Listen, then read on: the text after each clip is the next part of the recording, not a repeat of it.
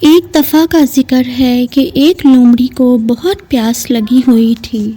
پانی کی تلاش میں چلتے پھرتے اسے ایک کنواں نظر آیا۔ وہ کنویں میں جھکی، اس کا پاؤں پھسلا اور وہ پانی میں جا گری۔ اسی جنگل میں ایک بکری بھی رہتی تھی جو پانی کی تلاش میں ادھر ادھر گھوم رہی تھی۔ اس کی نظر اسی کنویں پر پڑی۔ بکری پانی پینے کے لیے جب کنویں پر جھکی تو اس نے کنویں میں لومڑی کو دیکھا۔ اس نے پوچھا، تم یہاں کیا کر رہی ہو؟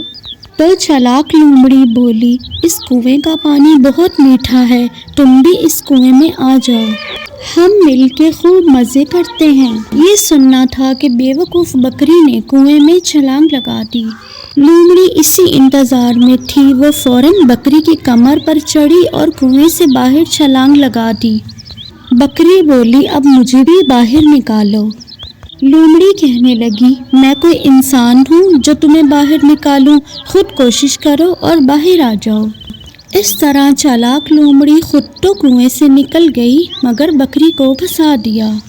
پیارے بچوں، اس کہانی سے ہمیں یہ سبق ملتا ہے کہ ہمیں ہر کام کرنے سے پہلے اچھی طرح سوچنا چاہیے کہ یہ کام کرنے میں ہمارا فائدہ ہے یا نقصان۔